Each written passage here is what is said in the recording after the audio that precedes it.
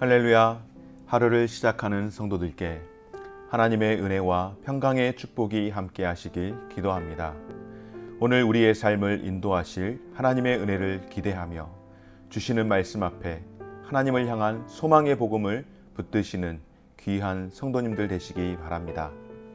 5월 11일 말씀으로 여는 아침, 오늘 우리에게 주신 하나님의 말씀 고린도전서 5장 1절에서 13절 말씀입니다.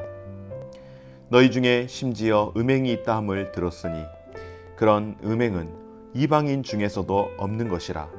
누가 그 아버지의 아내를 취하였다 하는도다. 그리하고도 너희가 오히려 교만하여져서 어찌하여 통한이 여기지 아니하고 그 일 행한 자를 너희 중에서 쫓아내지 아니하였느냐. 내가 실로 몸으로는 떠나 있으나 영으로는 함께 있어서 거기 있는 것 같이 이런 일 행한 자를 이미 판단하였노라. 주 예수의 이름으로 너희가 내 영과 함께 모여서 우리 주 예수의 능력으로 이런 자를 사탄에게 내주었으니 이는 육신은 멸하고 영은 주 예수의 날에 구원을 받게 하려 함이라. 너희가 자랑하는 것이 옳지 아니하도다. 적은 누룩이 온 덩어리에 퍼지는 것을 알지 못하느냐. 너희는 누룩 없는 자인데 새 덩어리가 되기 위하여 묵은 누룩을 내버리라. 우리의 유월절 양 곧 그리스도께서 희생되셨느니라. 이러므로 우리가 명절을 지키되 묵은 누룩으로도 말하고 악하고 악의에 찬 누룩으로도 말고 누룩이 없이 오직 순전함과 진실함의 떡으로 하자. 내가 너희에게 쓴 편지에 음행하는 자들을 사귀지 말라 하였거니와 이 말은 이 세상에 음행하는 자들이나 탐하는 자들이나 속여 빼앗는 자들이나 우상 숭배하는 자들을 도무지 사귀지 말라 하는 것이 아니니 만일 그리하려면 너희가 세상 밖으로 나가야 할 것이라. 이제 내가 너희에게 쓴 것은 만일 어떤 형제라 일컫는 자가 음행하거나 탐욕을 부리거나 우상 숭배를 하거나 모욕하거나 술 취하거나 속여 빼앗거든 사귀지도 말고 그런 자와는 함께 먹지도 말라 함이라. 밖에 있는 사람들을 판단하는 것이야 내게 무슨 상관이 있으리오마는 교회 안에 있는 사람들이야 너희가 판단하지 아니하랴. 밖에 있는 사람들은 하나님이 심판하시려니와 이 악한 사람은 너희 중에서 내쫓으리라. 아멘.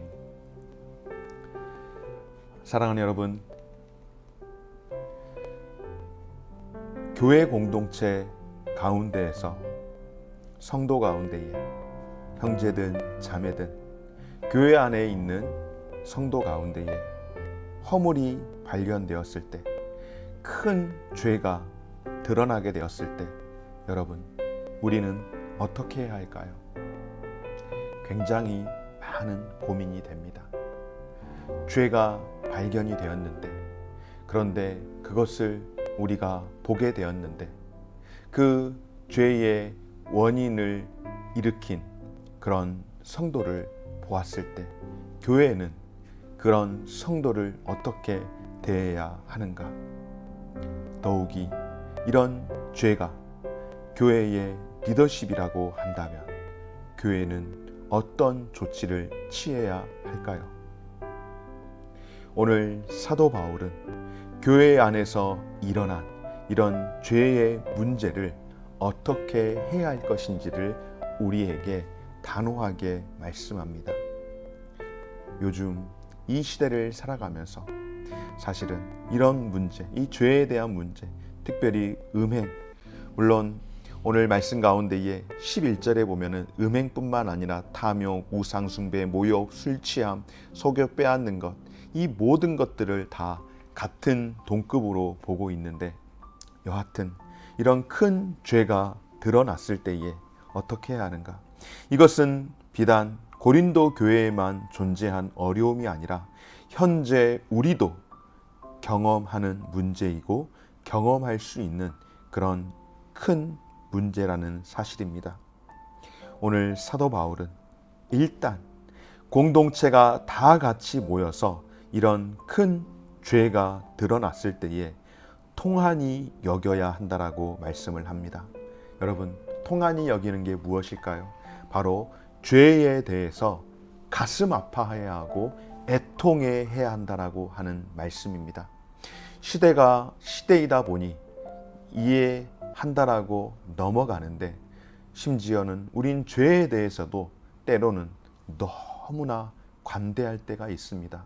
그러나 오늘 주님께서는 죄의 문제에 있어서만큼은 애통해야 하고 슬퍼해야 하고 이 죄의 문제를 해결하기 위해서는 고통을 감내해야 한다라고 말씀합니다. 오늘 고린도 교회가 부도덕한 일들로 인하여 위기를 맞이했습니다. 어떤 일입니까?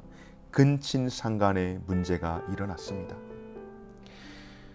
한국교회 안에서 가장 큰 상처 중에 하나, 물론 근친상간이라고 하는 이런 어마어마한 그런 참혹한 일들은 일어나지 않지만은, 그러나 이런 성적인 이 문제로 인하여서 그런 비위들이 교회 안에서 적지 않게 일어납니다. 사실은 목사로서 가장 마음이 어렵고 힘든 것 중에 하나는 뉴스라든지 이런 이슈들을 통하여서 목회자의 이런 죄악들이 드러났을 때에 정말로 성도들 앞에서 고개를 들기가 어렵고 또 세상 앞에서 부끄럽기가 한이 없습니다. 그런데 오늘 사도 바울이 이런 문제가 교회 안에서 일어났을 때에 어떻게 해야 하는가? 아마도 고린도 교회가 이런 문제가 있을 때에 안일한 태도로 방치를 하고 있었던 것 같습니다. 그래서 이 안일한 태도를 책망하며 음행한 자를 마땅히 징계해야 한다라고 강력하게 경고합니다.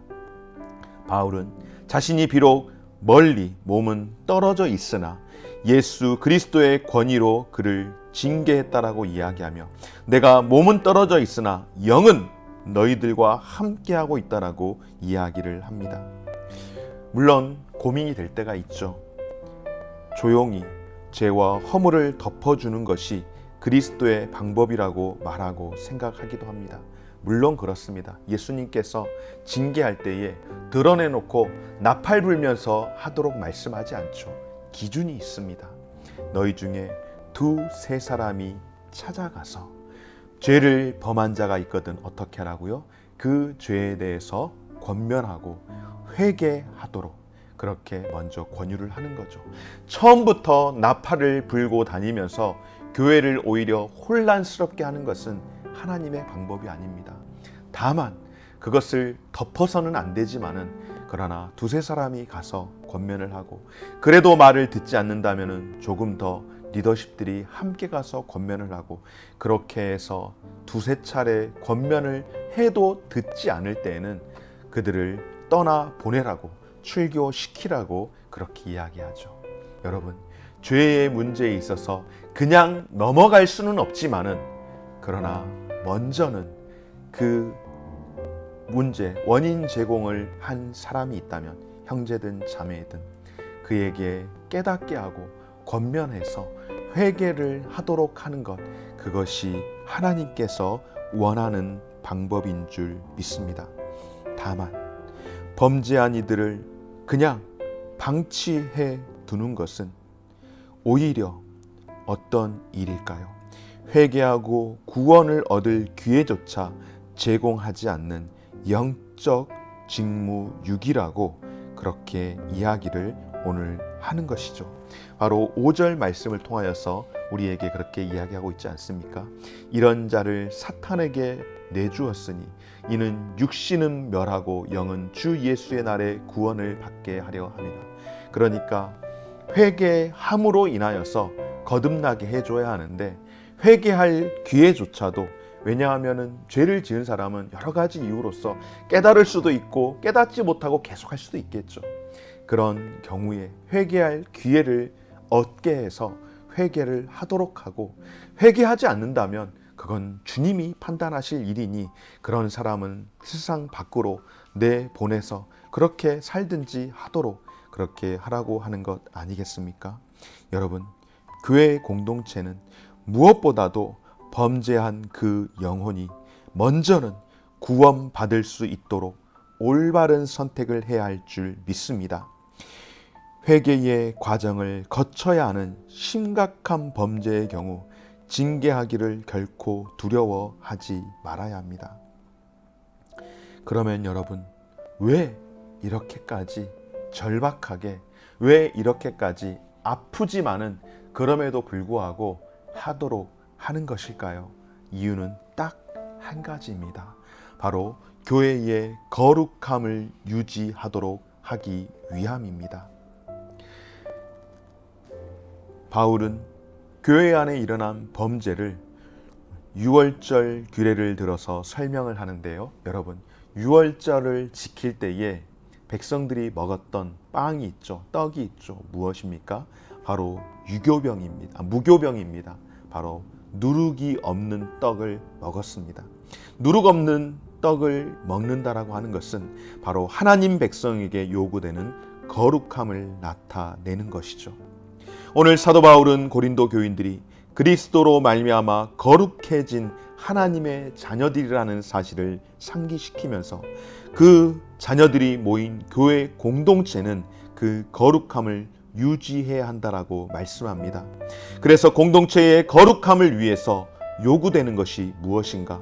범죄한 교인에 대한 징계, 누룩과 같은 이 죄의 문제를 해결하지 않으면 이 죄가 심각하게 그 거룩함을 손상시킬 수 있다라는 사실이죠. 여러분, 왜 그럴까요? 바로 교회는 모두가 용서받은 죄인들의 공동체이기 때문입니다. 우리 가운데에 누가 죄의 문제에서 자유롭다라고 이야기할 수 있겠습니까? 우리가 자유로울 수 있는 이유는 딱 한 가지. 하나님 앞에서 죄인일 수밖에 없는 인생들이었지만은 예수 그리스도의 그 은혜로 말미암아 우리가 용서를 받았기 때문입니다.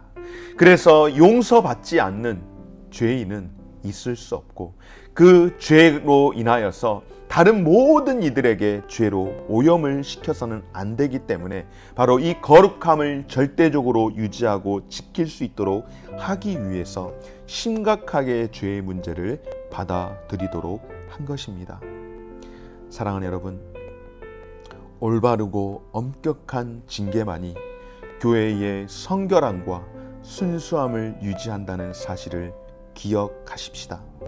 하나님은 교회의 거룩함을 위해서 죄악 가운데 있는 우리들을 건지시고 또한 용서하시고 우리로 하여금 내가 거룩하니 너희도 거룩하도록 말씀하신 줄 믿습니다.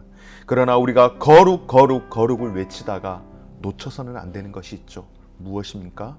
교회의 거룩함을 위한 단호한 선택이 필요하지만은 무엇보다도 그 거룩함을 위해서 해야 할 일은 바로 오늘 5절에 있는 말씀, 주 예수의 날에 구원을 받게 하려 하기 위해서 하나님의 자녀로서 살아가도록 하기 위해서 하는 것이지 단순히 정죄함이 목적이 아니라 새롭게 거듭나서 살아가도록 하기 위해서 징계도 필요하다라고 하는 사실 기억하면서 하나님 앞에서 다시 한번 우리가 거룩함을 늘 지키고 또 죄에 대해서만큼은 애통해하며 살아갈 수 있는 저와 여러분들이 되어질 때에 우리 교회 공교회가 거룩함이 훼손되지 아니하고 하나님 앞에서 신실함으로 살아가게 될 줄 믿습니다.